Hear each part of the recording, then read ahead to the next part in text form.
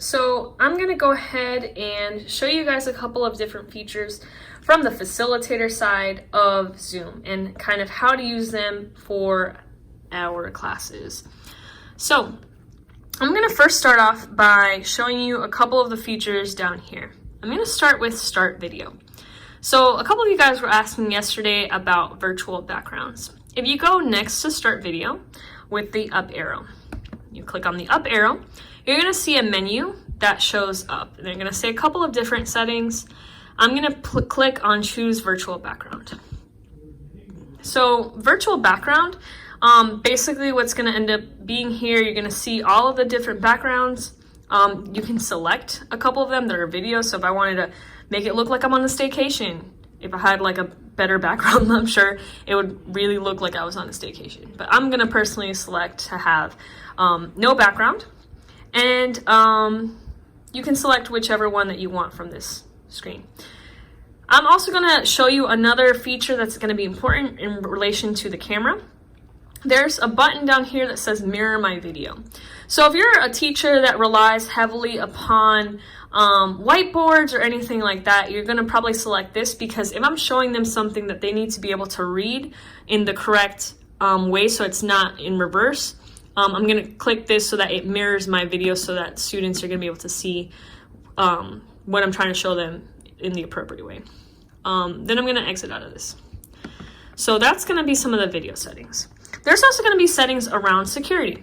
So some of the security settings, these were updated maybe 2 days ago, because a lot of people are getting their Zoom accounts hacked and whatnot. We want to make sure that that doesn't happen to us. So once you have all the participants in your meeting, you can actually click this button up here where it says Lock Meeting. That basically makes it so that no one else can join. So if you know that all of your students are already in class and you don't want anyone else to join, you can click that button. I personally want someone to join because Marshall is in my waiting room. And that brings me to my next security feature, which is going to be Enable Waiting Room. I have this selected, and because I have this already selected, above my host in the meeting, I have my waiting room. So this will populate with the people that aren't yet in my meeting, but are waiting to come into my meeting. So if I wanted to send a message to the people in my waiting room, I could say anything from hello to I need you to change your name to whatever it is I need to say to the people in this waiting room. But right now I'm just going to go ahead and hover next to her name where it says admit, and I'm going to admit her to my meeting. Now you're going to notice that it looks like she kind of disappeared for a second. It's going to take a second for her to set up her audio and for Zoom to kind of process her as a participant. So now Marshall has showed up. You notice that there's no microphone because she hasn't set that audio up, but once she does set it up, it's going to show the microphone there. So that's the waiting room. And then you're also going to see below the waiting room under security, things that you allow your participants to do. So you can allow them to share screen. I personally have disabled this feature because I've had students try to share their screen to show like random YouTube videos or something that's not really related to class, so I've disabled that feature.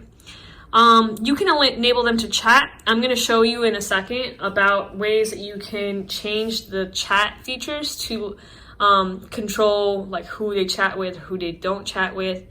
And then you also can have them rename themselves. I've disabled this feature because I've limited their chat.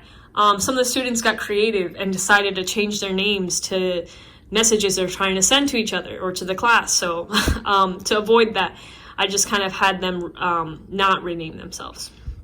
And you could also remove participants if you'd want to.